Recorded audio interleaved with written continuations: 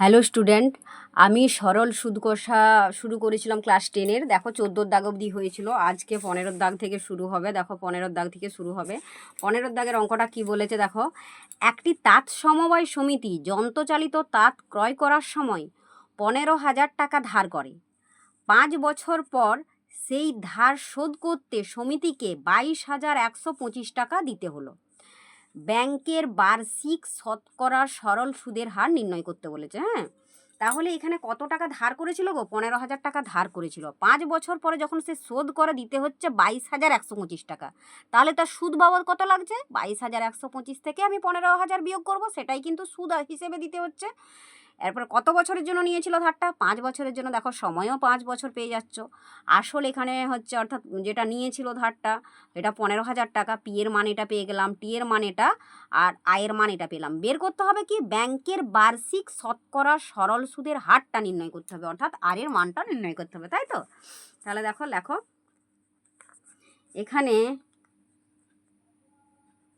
এখানে আসল কত টাকা? আসল এখানে আসল পি সমান 15,000 টাকা, তাই তো? 15,000 টাকা ধার নিয়েছিল। আর সময় কত? 5 বছরের জন্য ধার নিয়েছিল, তাই তো? তাহলে সময় টি ইকালস টু কত? সময় টি ইকালস টু 5 বছর। সুদটা কত দেখো? 22,125 টাকা শোধ করতে হচ্ছে।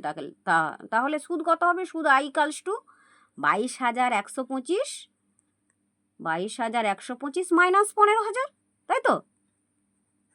তাহলে দেখো বিয়োগ করলে কত হচ্ছে আমার? 5, 2, এখানে 2, আর এটা 1, 5, 7, 12, 7,125 টাকা সুদ লাগছে কিন্তু। তাহলে আমাকে বের করতে হবে যে শতকরা সরল সুদের হারটা। তাহলে ধরে নেব, আমি ধরি বার্ষিক শতকরা সরল সুদের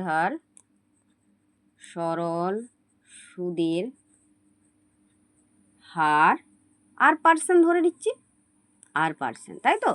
তাহলে আমরা কি জানি গো? আমরা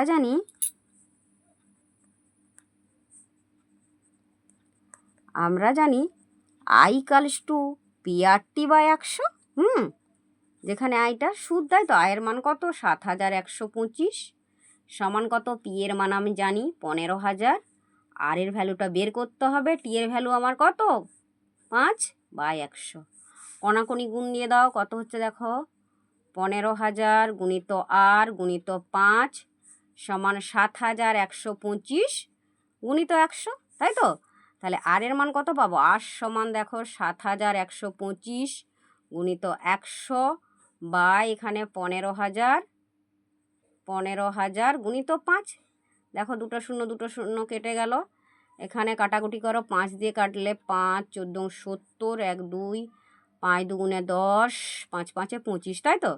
এখানে 150 আছে কিন্তু। তাহলে দেখো 5 দিয়ে কাটো আরও, 5, 30 সং 150, 5 দিয়ে কাটলে 5 দুগুণে 10, 10, 4, 2, 5, 8-এ 40, 2, 5, 5, 5-এ 25। তাহলে ওখানটা কাটাকাটি করা যাবে না, আমি নিচটায় লিখছি। দেখো 285/30। আরও কাটাকাটি যাবে, দেখো কত দিয়ে কাটবো? 5 দিয়ে আবার কাটো, 5 5-এ 25, 26, 27, 28, 3, 5, 5 7-এ 35, 5 6 30। আবার দেখো কাটছে কত দিয়ে? 3 দিয়ে কেটে দাও, 3 দুগুণে 6, 3 19 57, তাই তো? তাহলে কত বেরোচ্ছে গো আর এর মান? তাহলে আর সমান 19/2। তাহলে আর সমান 9×1=2 হচ্ছে, তাই তো? তাহলে লেখো অতএব ব্যাংকে কি বের করতে বলেছিল দেখো? অতএব এই যে ব্যাংকে বার্ষিক শতকরা সরল সুদের হার, তাহলে লেখো অতএব ব্যাংকের বার্ষিক সরল শতকরা সুদের হার, এই ব্যাংকের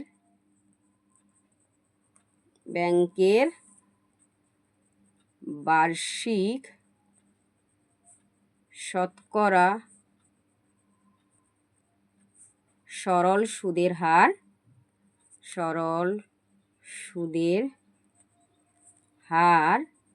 9.12%। এটাই অ্যান্সার।